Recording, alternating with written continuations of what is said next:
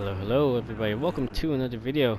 So this time it's gonna be a few open lobbies in Project Cars 2. I don't really do much videos on Project Cars 2, many streams, but this time I'm gonna be talking over some of the open lobbies I did. Just very good racing around the GTE, because that's what the lobby host decides to do. Not much control over that. Was working at the T1 chaos as expected normally, but managed to clear it, maybe gaining a position. I think we did, but problem here is that see there the car in front, the Corvette getting tagged by the BMW up in front. That's a very dangerous spot there as I scrub some speed by hitting that barrier there on the inside as I tuck towards the inside to defend, trying to defend, and he overtakes me around the outside. He outbrakes himself and hits me, but manages to overtake him without taking each other out. And let's see, weaves across the track there. The entry actually brake checks me. You normally take that corner while just lifting off. So that kind of caught me out just a little bit. See, a little bit for oversteer moment. The problem with this race is that my controller was acting very weird as we cut over to the end of lap 1. So he defends towards the inside. I hold towards the outside, try to cut back in, but he holds the inside line. And then final corner now. Cut the grass there in the entry, a bit of oversteer moment. Again, my controller acting up there. Just the slight adjustments I make in a controller, like the slight movements, it sort of does inputs that I don't expect it to make. Just that's how I sum up the way the controller is acting right now. But I try to adapt to it as I move towards the outside. He tries to defend towards the inside. I outbrake him, take the outside line. He tries to cut back in, but he doesn't have the traction to do so, or the speed, and I go back up to 4th place. And yeah, we've done. And that pretty much, like, this race overall is like, not really a good one for me. It's like probably put my rating down just a tiny bit, but nonetheless, it was a fun race in intriguing conditions with just my controller suffering overall. So we're now approaching the end of lap 2, coming into lap 3, trying to chase the cars up in front. And again, that controller there just acting up a lot. Like, I normally turn gently, but this time it just turned in suddenly very sharply more to the right than I expected to. So that was a bit weird, and I was like really struggling to find consistent pace in this race. My controller's acting fine now. I just don't know why it does that. I'm guessing it's like getting very wary from views. As NZ Jack and the other Ford up in front gets tagged, and they take each other out. So now I'm up in front in 5th place after losing positions up in front, and Jack tries to take me on the outside. I back out of it just to avoid another collision from my controller acting up. As Jack goes off the track, and yeah, we're all struggling in this race. It's very hectic. And as we're approaching, as you see there, the telemetry in that bottom left-hand side, the inputs are normally more not this static, but more stable, or more progressive. But this time, like, they're snapping. If Ferrari gets all out of shape there and I get out of shape, or maybe that was my fault there in the slightest, I'm not quite so sure. Then NZ Jack tries to take the inside line. I hold my outside line. Clear now. As it's clear, I go a little bit wide there, but nothing worse. Ferrari's gonna get me down to this next straight. I could just feel it. And a bit of oversteer moment again, the controller acting up. And normally the car is quite stable there in some of the fast stuff, but this time it's like oversteering a lot. And I hold my outside line, and NZ Jack, a fellow Flux competitor, a championship rival for 2 seasons, as I race with him again in the open lobbies. He's a very good racer, very fast, but very aggressive as well. As I hold my nerve and hit the barrier there as I was trying to hold my line. Maybe I pushed him a bit there, but whatever. It's open lobbies, man, what can go wrong? But anyway, if you're trying to catch the Ferrari back up in front, I kind of know I have more pace, but the controller fiasco's like really fucking me up in the slightest as I get a shit ton of oversteer, but manages but I managed to save it. And NZ Jack right behind me is hunting me down for 5th place. But at this moment I should have just given it up and not caused any more contact, but you know, I don't know. We're just racing hard and he flashes my lights. He flashes his lights right behind me. I brake late trying to get to the back of the Ferrari as much as I can. I gained some ground, but somehow not enough. With 2 laps left to run and the controller again. I'm somehow blaming the controller a lot. It's not a horrid excuse, but coming into the penultimate lap there, overtaking the BMW, just made a mistake after I spun the lap prior. And I see it again. I pull up the telemetry now just to see how much the controller is acting up. I normally turn in very gently through there, and that's not the inputs that what I would normally make. That's not how, you know, hefty my thumb is in making those inputs. But as you can see, that's how it is. And as the BMW goes past me, and that's the end of the race, and I shake my camera there in disapprovement and moving on to the next race in Austria. We're going quite fast here, but this race actually went well.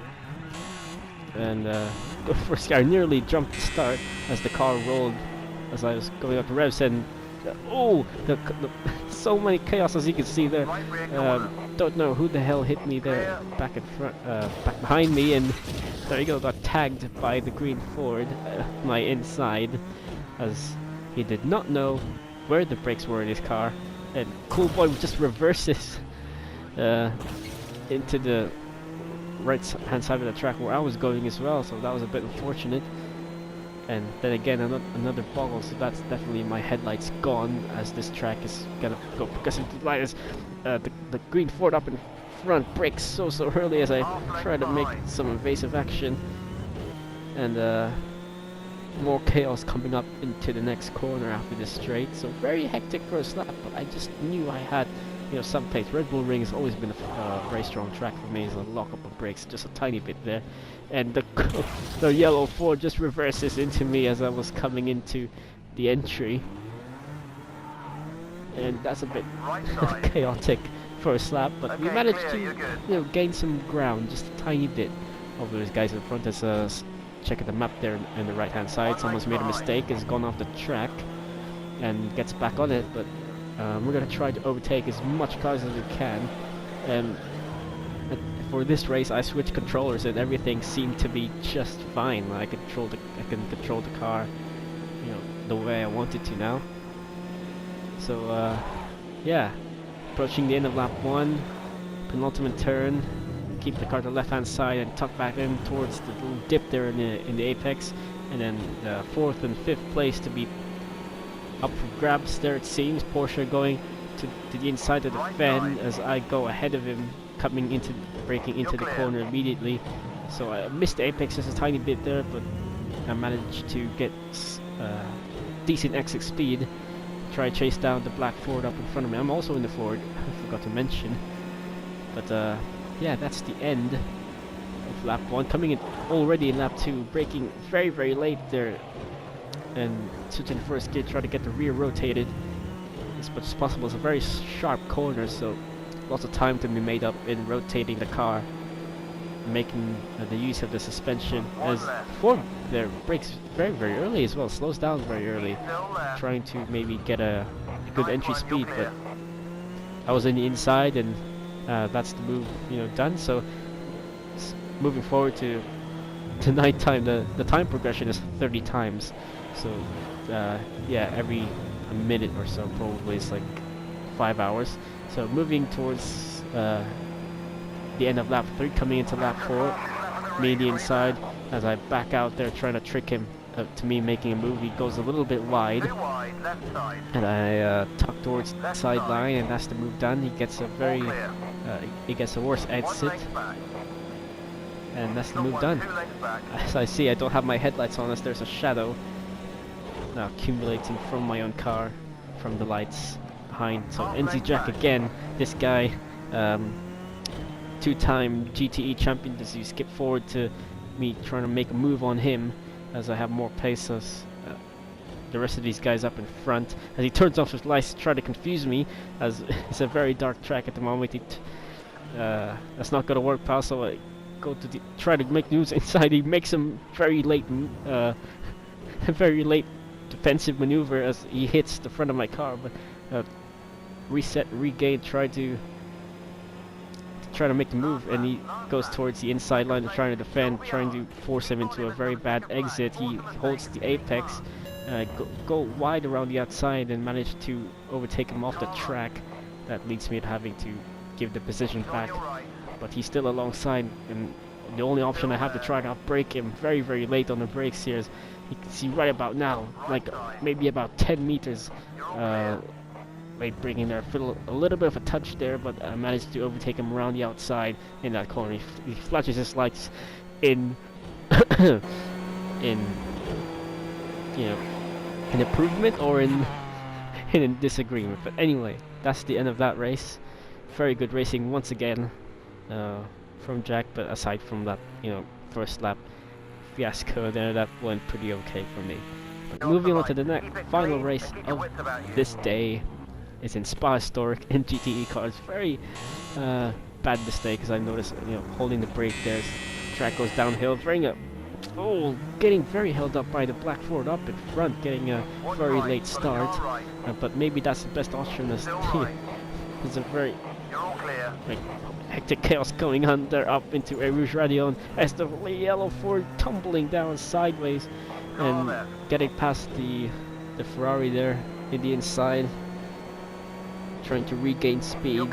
So this is going to be a very long lap. This is like 2 minutes. It's literally highway roads.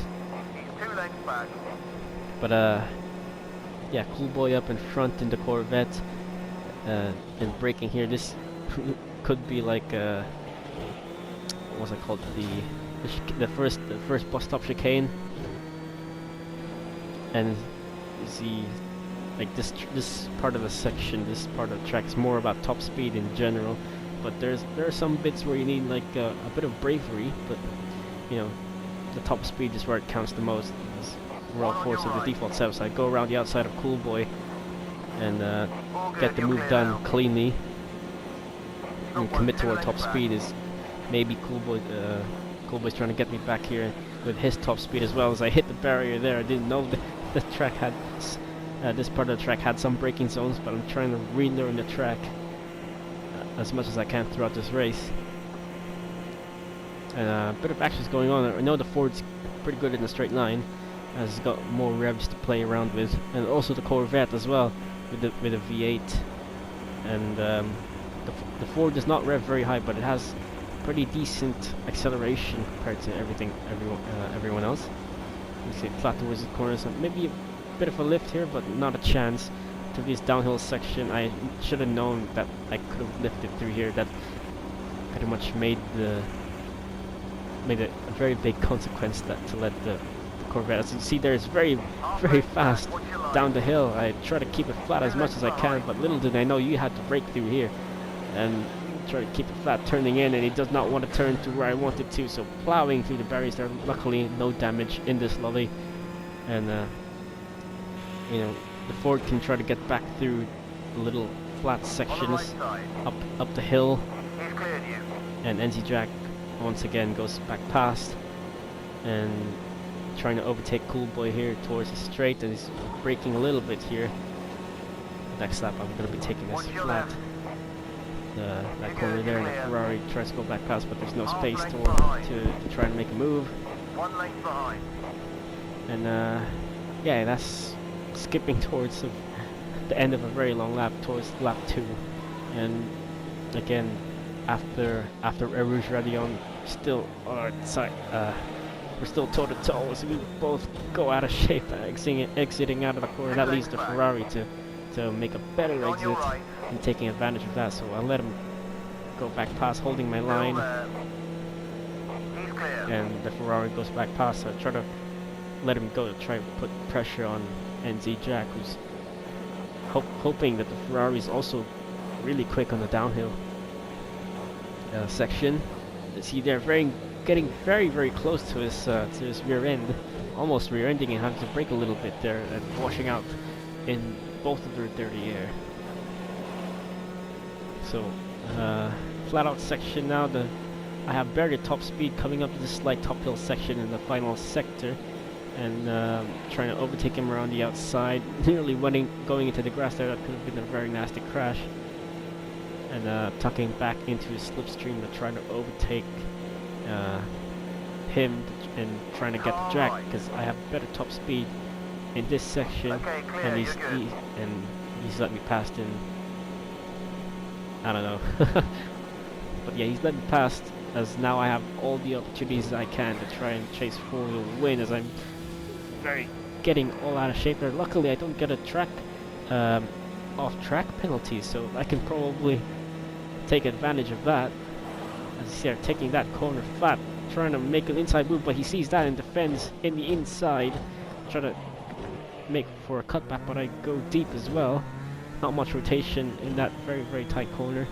So final lap of the race, all to play for here. Jack has better top speed in the first sector. I have better top speed in the uphill section in the final sector. So all to play for here. Trying to keep it committed, trying to keep him very close. He turns off his lights to try to confuse me as well. There's gotta be a game of, mind games as well with the headlights, because of vision. Vision is very important in racing, as you can see. We can't drive blind. As you see, breaking through that corner, trying to get as close as possible in the slipstream range, and we're getting mighty close indeed. So, skipping over to the part where I'm, well, not really. I turn on my headlights to try and confuse him as well. That there's a bright headlights right in front of him, trying to blind him, and turning it off. I don't know. Maybe it works. Maybe it doesn't. I don't know. But maybe just everything to use, in the car against your opponents. But turning off my headlights once again. He can see my name tag anyway at the top, so it's not really of use. So going to the downhill there, very quick. He pulls away as I run out of revs. It doesn't help when I press the clutch either, because the car just rolls at the same speed and decreases speed anyway. So I have to remember having to a little bit of a brake or a lift, decreasing the speed down the gear maybe as he hits the barrier up in front.